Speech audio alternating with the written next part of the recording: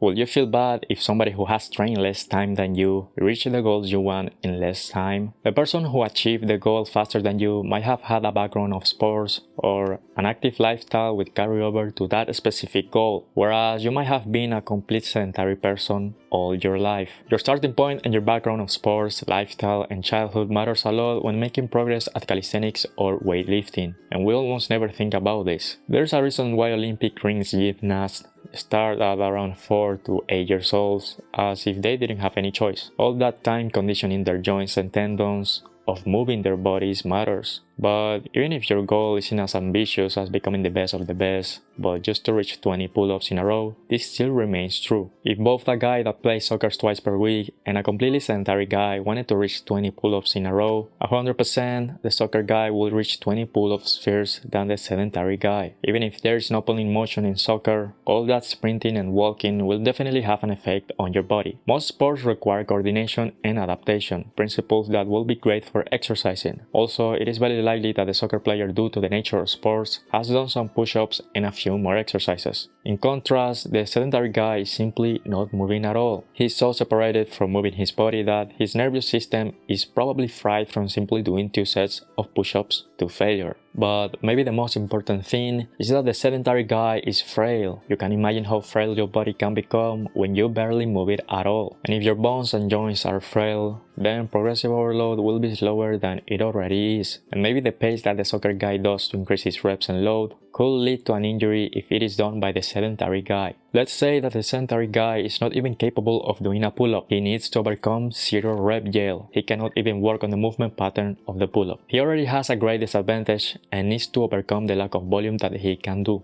In comparison, the sports guy is capable of doing 4 pull-ups even without training for it. Just that tiny rep difference in the beginning will have a great difference in the future. By the end of the year, the sports guy reaches 17 pull-ups in a row and the sedentary guy reaches 10 pull-ups.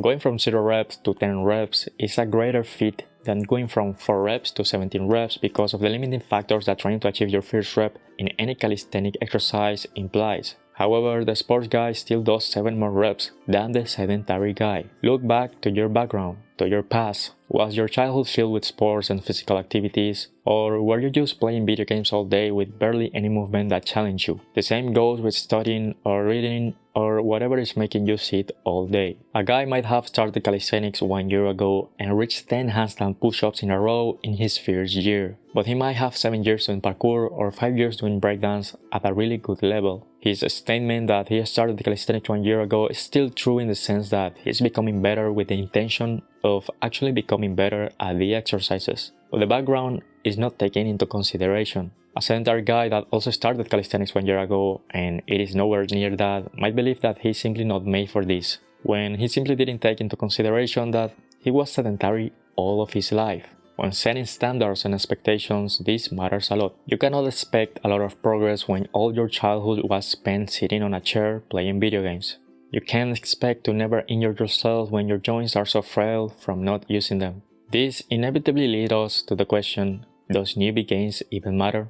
Because at the end of the day, the worse you are at the beginning, the more progress you will see in the beginning. If you had a lot of newbie gains, that could largely mean that you started worse or with a handicap. If an anorexic guy that is also sedentary starts doing calisthenics for 1 year, his before and after will be obviously insane. He not only will get healthy, but he was so weak that just the contrast is just noticeable. Does that mean that he got better results than a guy that has had a childhood and adolescence filled with sports and also started calisthenics 1 year ago? In proportional and individual perspective, the anorexic guy made the biggest progress. He went from anorexic to healthy, and he gained a bunch of muscle. However, in an absolute perspective, the sports guy, because of his background, even if he didn't build as much muscle, might still look better and have a better performance in calisthenics, because in a way his background of sports limited the newbie gains that he could have because he already had a bit of muscle, which caused the contrast to not be as noticeable. The anorexic guy started with a handicap, whereas the sport guy started with a boost. If newbie gains are mostly caused by sedentary muscles becoming quickly active, then this makes sense. With this video, I don't want you to create excuses or to obsess about the advantages of others. or to lower the perception of your potential. I simply want to bring up the reality that some people might be better because they had better habits in their childhood, and you might be comparing yourself to them when maybe your whole life has been sedentary. Because it doesn't make much sense for a person who has 3 years in breakdance to come into calisthenics in their first year and destroy all the standards that someone might expect in their first year. Some people start and at their starting point can already do certain pull-ups, dips, and push-ups, while others cannot even do 3 push-ups. And that difference is huge. We do not start at the same point. Some people start with a disadvantage while others with an advantage. I think it is important to look back at your past and think how that affects your progress, because maybe that will make things finally make sense.